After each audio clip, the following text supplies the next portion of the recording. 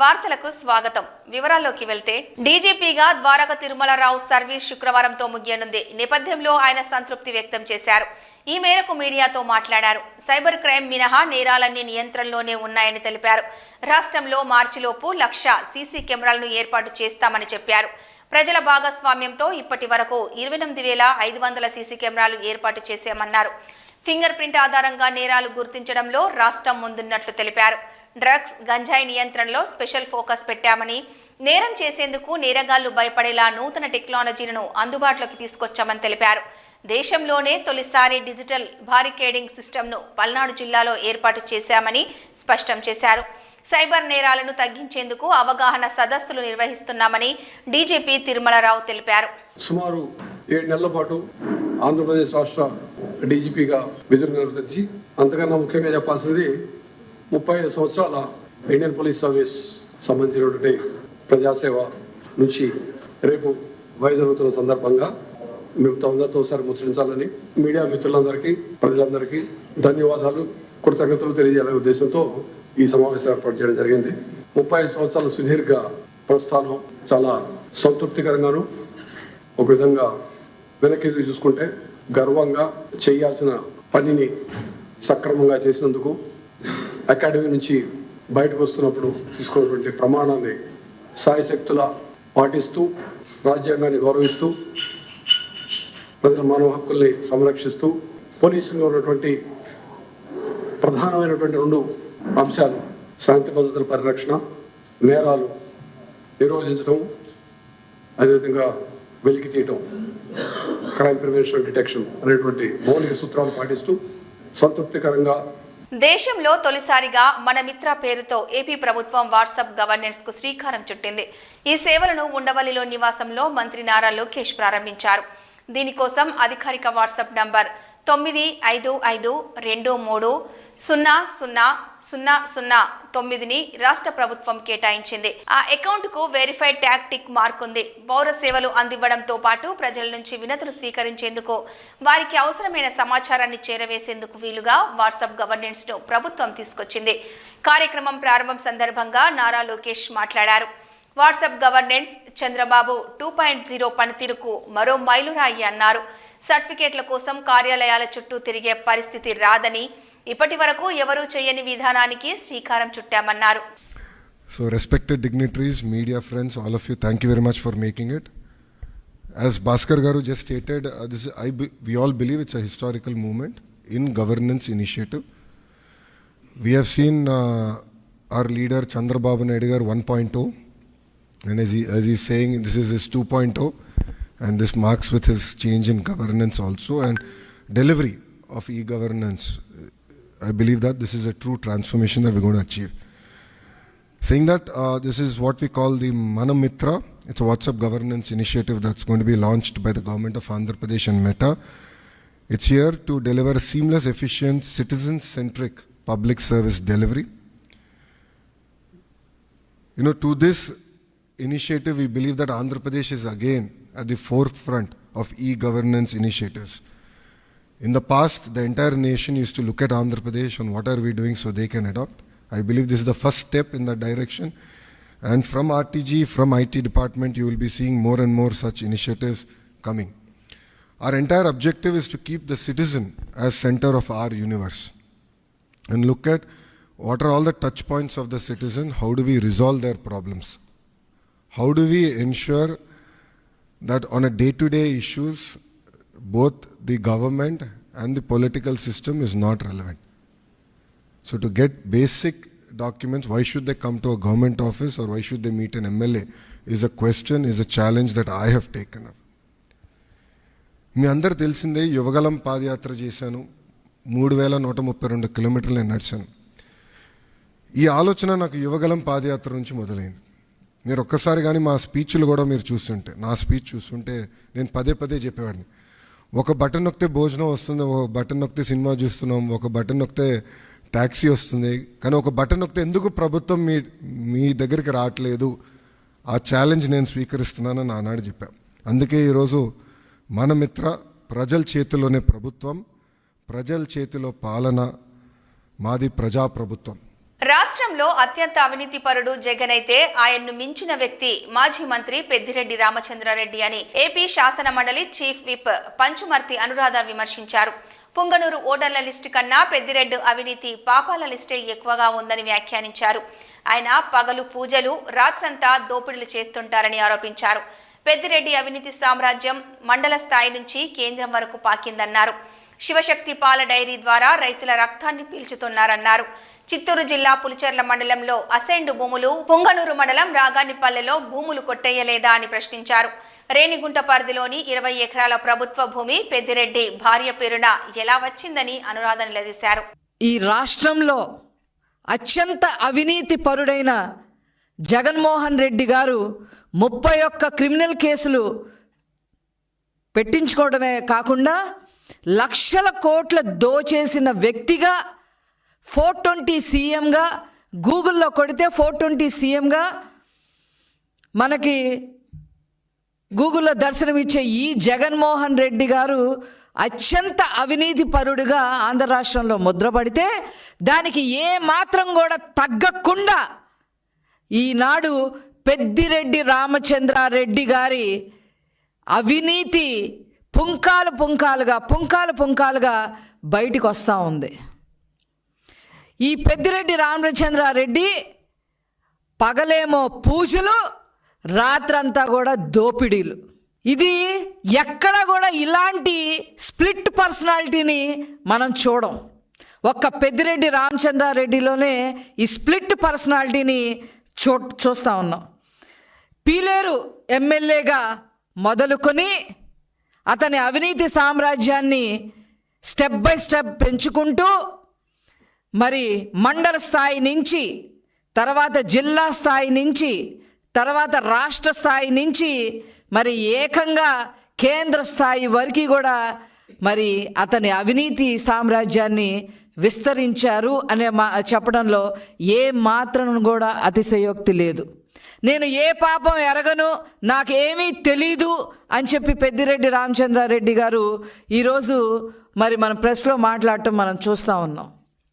Sand mafia మీరు చెయ్యలేదు అని మీరు గుండె మీద చెయ్యేసుకొని చెప్పగలరా?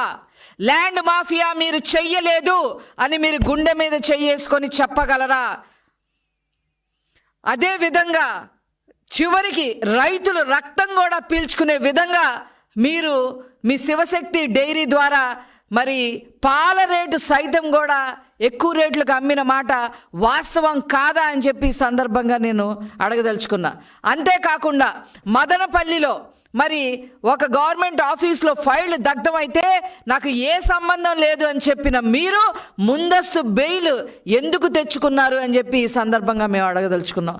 రాజధాని ప్రాంతానికి ఎమ్మెల్యేగా అంటూ గత వైసీపీ హయాంలో అనేక అవమానాలకు గురై తెలుగుదేశం పార్టీలో చేరి రాష్ట్ర మాదిగ కార్పొరేషన్ చైర్మన్గా మాదిగ జాతి అభివృద్ధికి కృషి చేస్తున్న డాక్టర్ ఉండవల్లి శ్రీదేవిపై సస్పెండ్ అయిన జడ్జి రామకృష్ణ చేస్తున్న వ్యాఖ్యలను తీవ్రంగా ఖండిస్తున్నామని మాదిగ మహానాడు రాష్ట్ర వర్కింగ్ ప్రెసిడెంట్ కుమ్మరిగుంట్ల రమేష్ అన్నారు.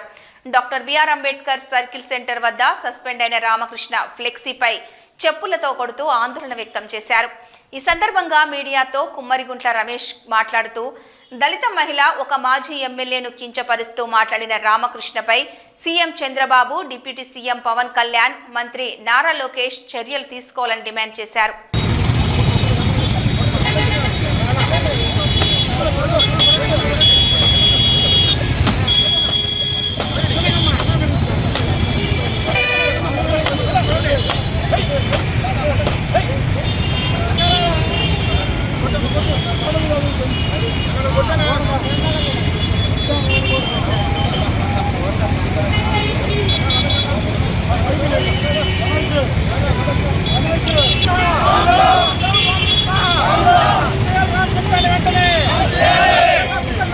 అండి, ఆ పేరు Ramesh Kummariguntla, Madiga Mahanadu AP working president. ఎవరైతే సస్పెండ్ అయిన రామకృష్ణ జడ్జిగా కొనసాగించాడు, కొనసాగించిన అతను ఉండవల్లి శ్రీదేవి గారిని ఎలా పడితే అలా పచ్చి బూతులు తిడుతూ, ఒక మహిళని కూడా చూడకుండా ఎలా పడితే అలా హీనాతిహీనంగా మాట్లాడి ఆవిడను కించపరుస్తూ, ఒక దళిత మహిళని కూడా చూడకుండా ఈ రామకృష్ణ అనే ఒక మాజీ జడ్జి ఇతన్ని వెంటనే కఠినంగా శిక్షించాలి. శిక్షించడమే కాకుండా ఇతన్ని మన ఆంధ్రప్రదేశ్లో ఉండకుండా ఇతన్ని తక్షణమే కంపల్సరీ బహిష్కరించి ఇతన్ని ఇలాంటి వాళ్ళ వల్ల మహిళల పట్ల అగౌరవపరుస్తూ లేనిపోని గొడవలు క్రియేట్ చేస్తున్నారు. కంపల్సరీ ఇతన్ని మన ముఖ్యమంత్రి నారా చంద్రబాబు నాయుడు గారు, లోకేష్ గారు, పవన్ కళ్యాణ్ గారు ఇతని మీద కంపల్సరీ చర్యలు తీసుకునే విధంగా వారు తక్షణమే యాక్షన్ ప్లాన్ చేయాలని మా మాదిగ మహానాడు తరపున తెలియపరుస్తున్నాము. మరియు ఎవరైతే ఉండవల్లి శ్రీదేవి గారు ఉన్నారో ఆవిడ వైసీపీలో ఎన్నో అవమానాలు, ఎన్నో బాధలు పడుతూ ఆ బాధలన్నీ దిగమింగుకొని కూడా టీడీపీ పార్టీకి సపోర్ట్ చేస్తూ పార్టీలో కొనసాగారు. టీడీపీ పార్టీకి ఎంతో సేవ చేసి పార్టీని గెలిపించుకోవడం జరిగింది. అలాంటి వ్యక్తికి నారా చంద్రబాబు నాయుడు గారు, లోకేష్ గారు మరియు పవన్ కళ్యాణ్ గారు కలిసి మాదిగ కార్పొరేషన్ చైర్మన్గా ఆవిడికి అవకాశం ఇవ్వడం జరిగింది. దాన్ని జీర్ణించుకోలేని కొందరు వ్యక్తులు ఆవిడ మీద దుష్ప్రచారం చేయడం జరుగుతుంది. ఇలాంటి దుష్ప్రచారాలు మానుకోవాలని కంపల్సరీ ఇలాంటి చర్యలు కనుక ఇంకోసారి ఎవరైనా అవాకులు చవాకులు పేలితే కంపల్సరీ వారి ఇల్లు ముట్టడిస్తామని ఈ సభాముఖంగా మేము తెలియజేస్తున్నాము. కంపల్సరీ ఇదే చర్య కొనసాగితే మాత్రం వాళ్ళ ఇల్లు ముట్టడిచ్చి కంపల్సరీ మేము దాడులు తెగబడతామని ఈ సభాముఖంగా మేము తెలియపరుస్తున్నాము. జై మాదిగ! వైఎస్ఆర్సీపీ సీనియర్ నాయకుడు పెద్దిరెడ్డి రామచంద్రారెడ్డిపై రాజకీయ కక్షతోనే ఆయన అటవీ భూములు ఆక్రమించారంటూ మీడియా తప్పుడు కథనం అచ్చేసిందని, ప్రభుత్వం దానిపై ఏ విచారణ చేసుకున్నా ఆయన కడిగిన ముత్యంలా బయటపడతారని వైఎస్ఆర్సీపీ చిత్తూరు జిల్లా అధ్యక్షులు టీటీడీ మాజీ చైర్మన్ భూమన కరుణాకర్ రెడ్డి స్పష్టం చేశారు. ఆ పత్రిక తప్పుడు కథనంపై ఆధారాలతో సహా పెద్దిరెడ్డి రామచంద్రారెడ్డి వివరణ ఇచ్చినా దానికి కేవలం సింగిల్ కాలం కేటాయించి పత్రికా విలువలను తుంగలో తొక్కిందని ఆక్షేపించారు.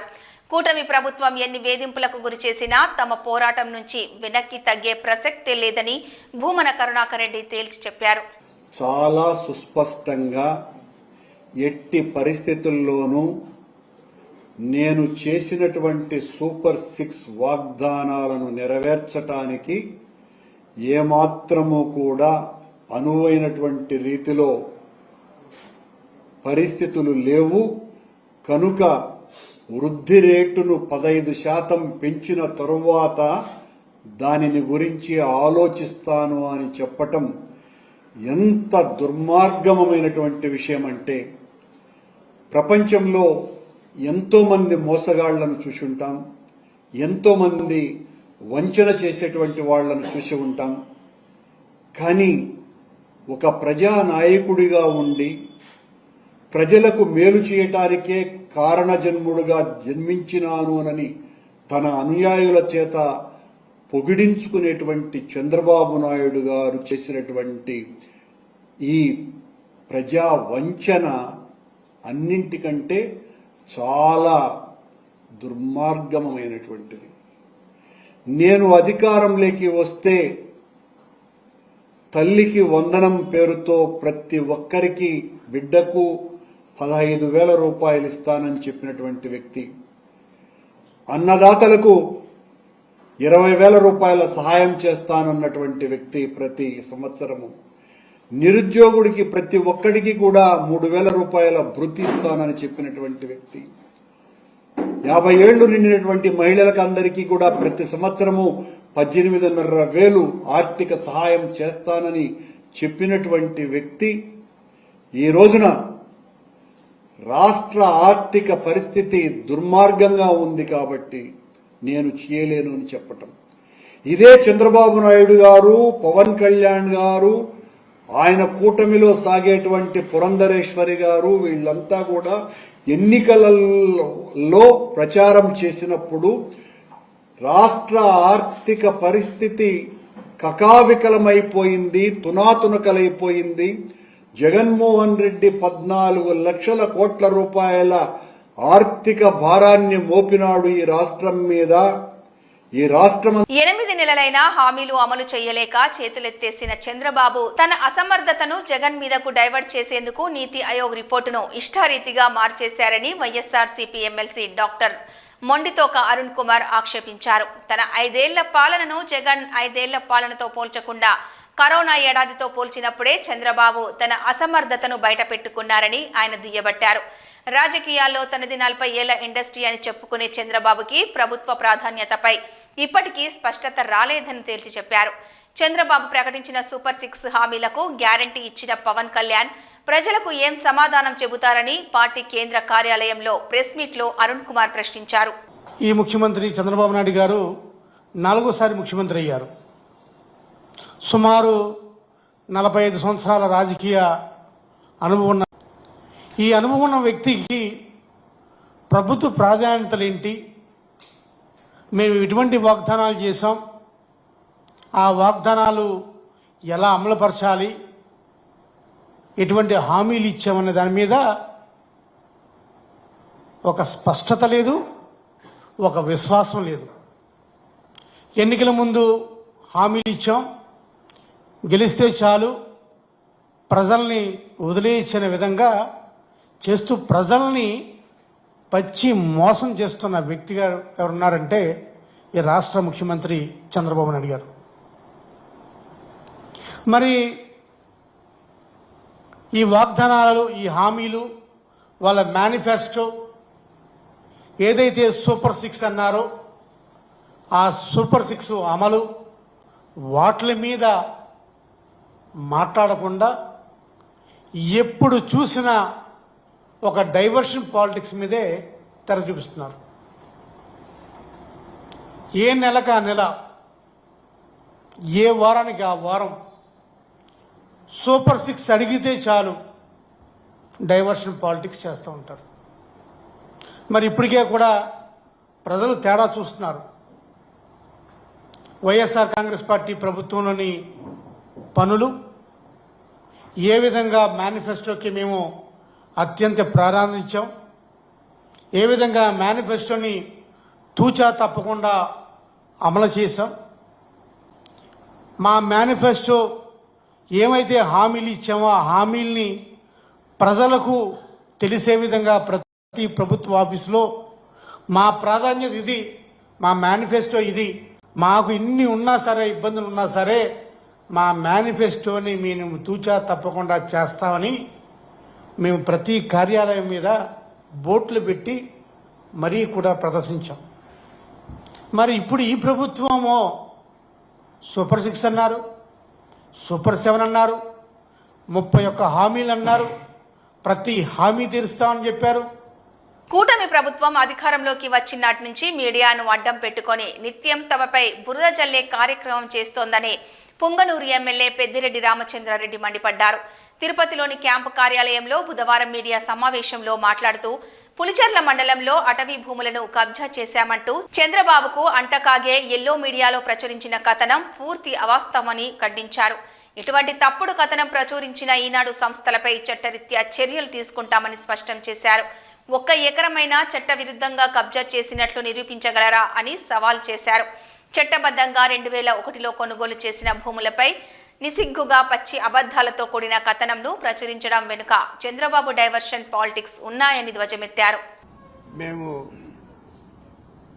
అక్కడ సంబంధించిన వ్యక్తుల దగ్గర, ఆ మండలానికి సంబంధించిన వ్యక్తుల దగ్గర కొనుగోలు చేయడం జరిగింది. మా కుటుంబ సభ్యుల పేరు మీదుగా అవన్నీ కూడా రిజిస్టర్ చేయడం జరిగింది. దాన్ని అభూత కల్పనలు కలుపుతూ కేవలం 23 ఎకరాల భూమిని 75 ఎకరాలు ఎట్లా అయింది అని చెప్పి వాళ్ళు రాయడం జరిగింది. మరి నేను ఒకటే మీ అందరికీ కూడా తెలియజేస్తా ఉన్నాను, మీ ద్వారా ఈ రాష్ట్ర ప్రజలకు కూడా చంద్రబాబు కుట్రలు, కుతంత్రాలు ఈ రాష్ట్ర ప్రజలకు ముందే బాగా తెలుసు. దాంట్లో ఇంకా పెద్ద ఎత్తున ఈరోజు మా మీద ఒక వ్యక్తిత్వ హననాన్ని చేపట్టాడు. ఈ పచ్చ పత్రికల ద్వారా, పచ్చ మీడియా ద్వారా. మరి ఇది ఏదైతే ఈ ల్యాండ్ ఉందో ఇది 19/11/1981లో డైరెక్టర్ ఆఫ్ సెటిల్మెంట్స్ మాకెవరైతే అమ్మారో వాళ్లకు ఆర్డర్ ఇవ్వడం జరిగింది. ఆర్డర్ ఇచ్చేది కాకుండా అది ఆ తర్వాత రెవెన్యూ వాళ్ళు ఇంప్లిమెంట్ కూడా చేయడం జరిగింది. ఆ తర్వాతే వాళ్ళ దగ్గర నుంచి మనం కొనుక్కోవడం జరిగింది.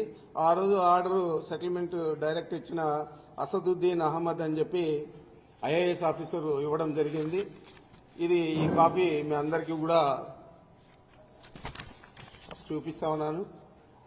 అవసరమైతే మీ అందరికీ కూడా జిరాక్సులు తీసి కాపీలు కూడా ఇవ్వడం జరుగుతుంది. అదేవిధంగా 78వ మహాత్మా గాంధీ వర్ధంతిని పురస్కరించుకొని 30వ డివిజన్ పరిధిలో జూట్ మిల్ వద్ద ఉన్న మహాత్మా గాంధీ విగ్రహం వద్ద ఘనంగా నివాళులర్పించారు. ఈ సందర్భంగా ఎమ్మెల్యే మాధవి మాట్లాడుతూ దేశ స్వాతంత్ర్యం కోసం మహాత్మా గాంధీ చేసిన త్యాగం ప్రతి ఒక్క పౌరుడు గుర్తుంచుకోవాలన్నారు. బ్రిటిష్ వారిని భారతదేశం నుంచి తరిమి కొట్టి స్వేచ్ఛా వాయువును పీల్చుకునేలా చేసిన మహోన్నత వ్యక్తి మహాత్మా గాంధీ అన్నారు. ఆదర్శాలు ఎదుటవారికి చెప్పడమే కాదు తాను స్వయంగా పాటించాలని చెప్పిన మహాత్మా గాంధీని అందరూ ఆదర్శంగా తీసుకోవాలన్నారు. అధర్మం, అహింస తదితర మార్గాల ద్వారా దేశానికి స్వాతంత్ర్యం తీసుకురావడం జరిగిందన్నారు.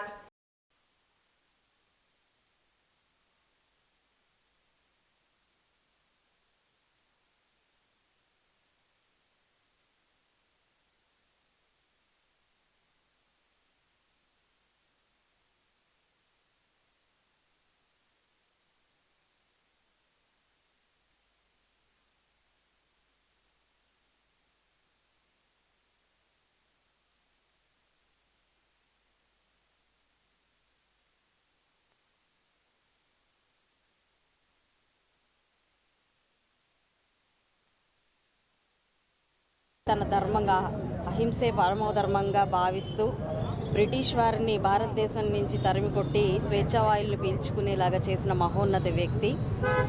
ఆదర్శాలు ఎదుటివారికి చెప్పడమే కాదు తను స్వయంగా పాటించి మాత్రమే చెప్పాలి అని నిలిచిపోయిన గొప్ప వ్యక్తి. మన పితామహుడుగా మన ఫాదర్ ఆఫ్ నేషన్గా ఈరోజు మనం ఆయన్ని గుర్తు చేసుకుంటూ ఉన్నాము అనంటే ఆయన జీవిత విధి విధానాలు పాటించిన ఆయన స్ఫూర్తియే మనకి ఆదర్శంగా. ఈరోజు ఆయన్ని గుర్తు చేసుకోవడం నిజంగా మనందరి కర్తవ్యం, మనందరి ధర్మం. ఇలాగ గణ నివాళులు అర్పించి కేవలం ఆయనకి దండ వేసి మాత్రమే గ్రాటిట్యూడ్ తెలుపుకునే పరిస్థితే తప్ప అంతకు మించి మనము అలాంటి మహామనిషికి ఏమీ చేయలేని పరిస్థితి. అయితే ఆయన స్ఫూర్తిలో ఏ ఒక్కటైనా అసత్యాన్ని కావచ్చు, లేదంటే అధర్మాన్ని కావచ్చు, లేదంటే అబద్ధాన్ని కావచ్చు, ఇలాంటివి ఏ ఒక్కటి పాటించినా కూడా మనం ఆయనకి నిజమైన నివాళులు కానివ్వండి, జయంతి కానివ్వండి చేస్తున్నట్టుగా మనం భావించవచ్చు. కాబట్టి ఈ నేటి తరానికి, భావి తరాలకి కూడా స్ఫూర్తిదాయకంగా నిలిచే ఆయన చరిత్రని మరొకసారి మనందరం స్మరణ చేసుకుంటూ ప్రతి ఒక్కరికి మహాత్మా గాంధీ ఆశయాల సాధన కోసం ప్రతి ఒక్కరూ కృషి చేయాలని శాసన మండలి సభ్యుడు కెఎస్ లక్ష్మణరావు పిలుపునిచ్చారు. మహాత్మా గాంధీ వర్ధంతిని పురస్కరించుకొని గుంటూరు మార్కెట్ సెంటర్లోని మహాత్ముని విగ్రహానికి గురువారం లక్ష్మణరావు నివాళులర్పించారు.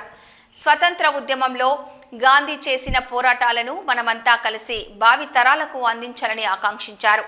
డొక్కా మాణిక్యవర ప్రసాద్, వల్లంరెడ్డి లక్ష్మణ్ రెడ్డి తదితరులు పాల్గొన్నారు.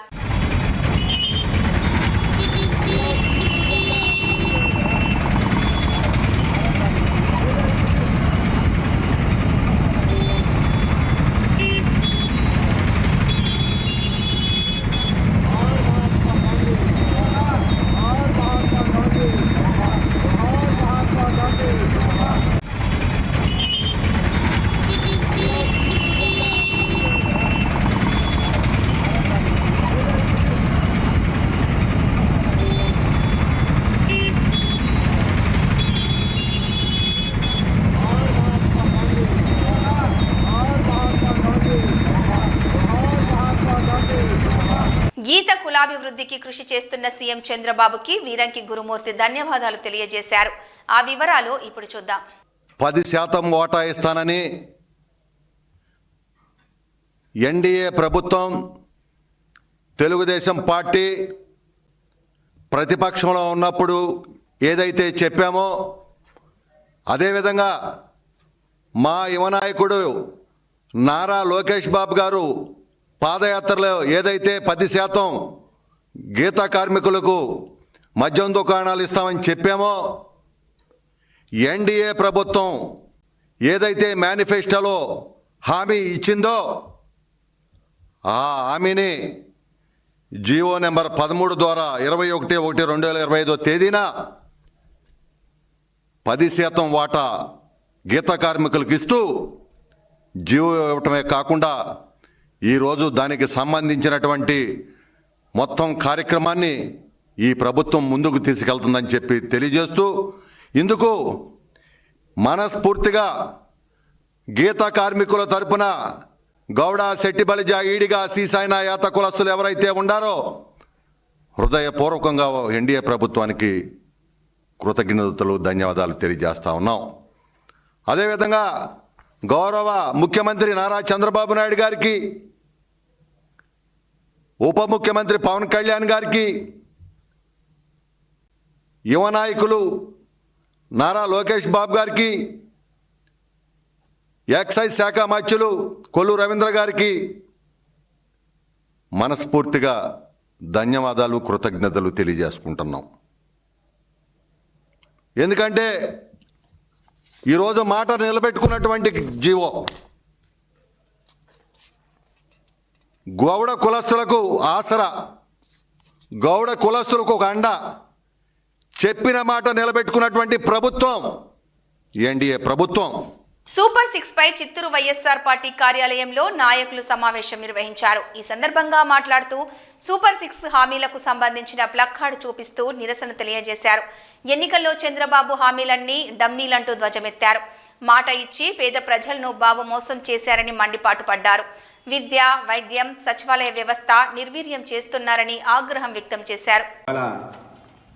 చిత్తూరు వైఎస్ఆర్ పార్టీ కార్యాలయంలో వైఎస్ఆర్ పార్టీ నాయకులు, కార్యకర్తలు ప్రతి ఒక్కరు కూడా ఇక్కడ చంద్రబాబు నాయుడు గారు ఎలక్షన్స్ ముందు ఇచ్చిన సూపర్ 6 హామీల గురించి మీరు ఎంత మాత్రం ప్రజలకు న్యాయం చేశారు అన్న విషయంపై ప్రశ్నించాలా అన్న నెపంతో ప్రతి ఒక్కరు కూడా మీడియా ముందు మా యొక్క బాధలన్నీ కూడా తెలియపరుస్తున్నాము.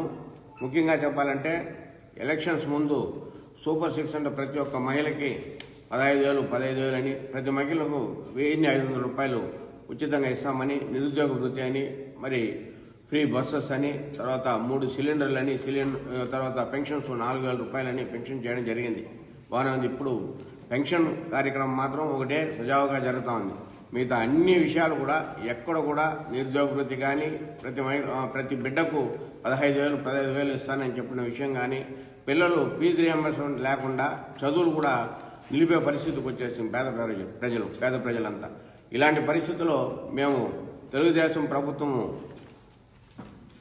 వచ్చినప్పటి నుంచి ఈ కూటమి ప్రభుత్వము చంద్రబాబు నాయుడు గారితో, పవన్ కళ్యాణ్ గారు, అదేవిధంగా పురంధేశ్వరి గారు బీజేపీ తరఫున వీళ్ళందరూ కూడా ముగ్గురు ఏకమై ఎలాగైనా మీరు జగన్మోహన్ రెడ్డి గారిని ప్రభుత్వం ఉండకూడదు, ఆయన ఎలా ఓడించాలన్న ఒక కంకణం కట్టుకొని మీరు చేశారు. బాగానే ఉంది. తప్పుడు వాగ్దానాలు చేసి చంద్రబాబు నాయుడు గారు అయితే అరచేతిలో వైకుంఠం మారి అన్ని విషయాలు కూడా చెప్పి ప్రజల్ని మోసం చేసేయడం జరిగింది. ఇవాళ ప్రభుత్వం వచ్చిన 9 నెలలకే లక్షల కోట్ల అప్పులు పెట్టి సూపర్ 6 అంటే భయంగా ఉంది, సూపర్ 6 నేను నెరవేర్చలేము అన్న ఐడియాతో మీరు వచ్చేస్తారు. ఇవాళ నేను ఒకటే అడుగుతున్నా, జగన్మోహన్ రెడ్డి గారు చంద్రబాబు నాయుడు గారు లోపల ఉన్నారు, చంద్రబాబు నాయుడు గారిని చూసే ఐడియాతో పవన్ కళ్యాణ్ గారు రావడం జరిగింది. అదేవిధంగా అందరూ ఒకటయ్యారు. చంద్రబాబు నాయుడు గారు తప్పుడు వాగ్దానాలు 2014లోనే చేశారు. ఆ రోజు కూడా జగన్మోహన్ రెడ్డి గారు తప్పుడు వాగ్దానాలు చేసి ప్రజలను మోసం చేస్తే అది మంచిది అంగీకరించారు. మరి అది చెప్తున్నప్పుడు పవన్ కళ్యాణ్ గారు కూడా పక్కనే ఉన్నారు. మరి ఆనాడు అంతమంది కోట్ల మంది ప్రజలకి మీరు వాగ్దానం చేసి ఇవాళ వాళ్ళని రిక్తహస్తాలతో, ఉట్టి చేతులతో నిలబెట్టారు. మహిళలు అమ్మఒడి ఏదండి? మరి స్కూల్ తెరిచి ఎన్ని రోజులైన సంవత్సరం కాలం జరిపేస్తున్నారు మీరు. ఇంతవరకు అమ్మఒడి లేదు. మహిళలకి ప్రతి నెల 1,500 ఇస్తామన్నారు, అది లేదు. చదువుకుంటూ పిల్లలకి విద్యా దీవెన అన్నారు, అది లేదు. ఏ ఒక్క స్కీమ్ కూడా ఈ అదర్ దాన్ పెన్షన్ తప్పించి, పెన్షన్ లో కూడా చాలా సిస్టమ్స్ తీసుకొస్తున్నారు. కొన్ని లక్షల పెన్షన్లు తీసేసే కార్యక్రమం జరుగుతోంది. మరి నెల 2 నెలల్లో ప్రజలు అది కూడా ఆ డిఫరెన్స్ కూడా గమనించిపోతున్నారు. పెన్షన్లు ఒక్కటి 4,000 ఇచ్చేస్తున్నాము, డిసేబుల్డ్ పెన్షన్ ఇచ్చేస్తున్నాము అని చెప్తున్నారు. మీరు ఇస్తున్నారు, మేము ఒప్పుకుంటున్నాము. మీరు ఆ ఒక్కటి తప్పించి మీరు అమలు చేసింది ఏదైనా ఉందా?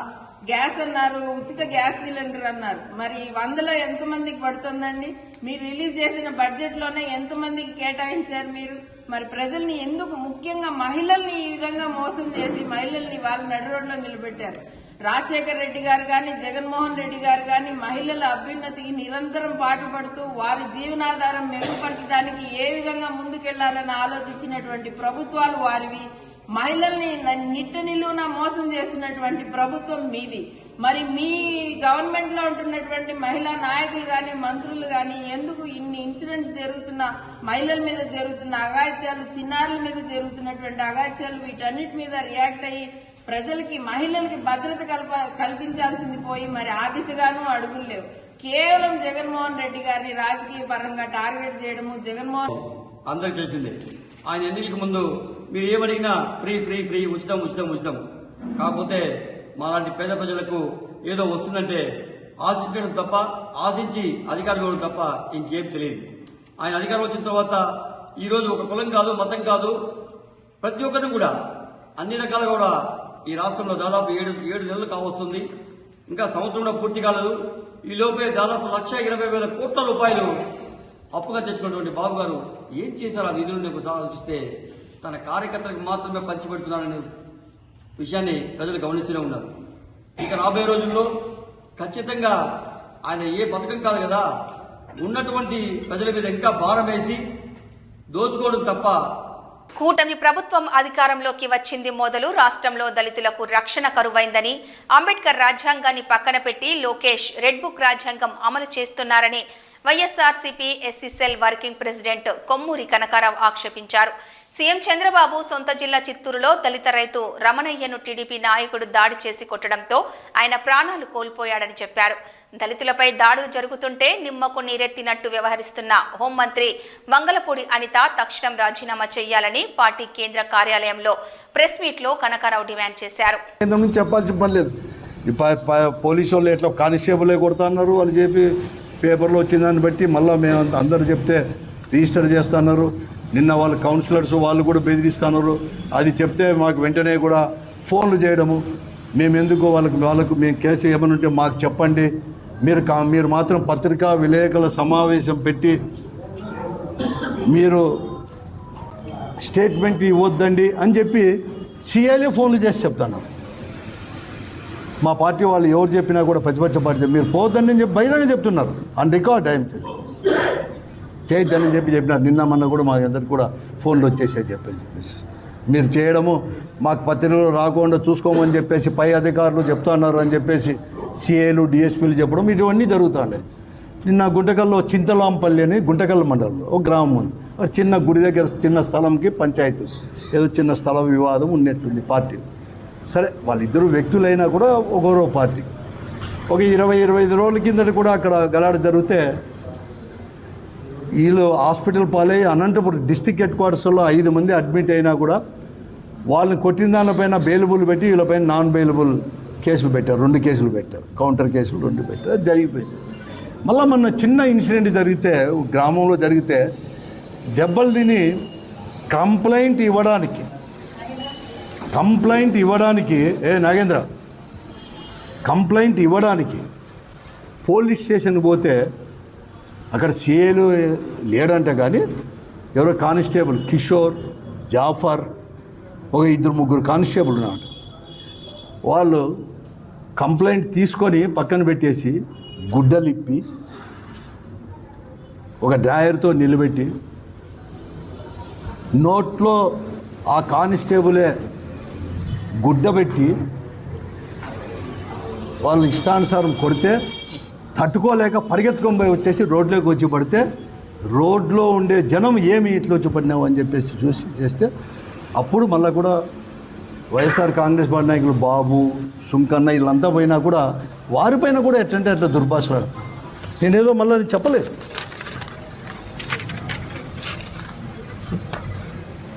అసలుకు వెంటనే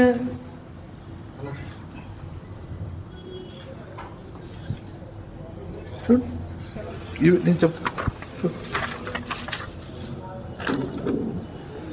మళ్ళీ నేను పోతే. వార్తలు సమాప్తం. నమస్కారం.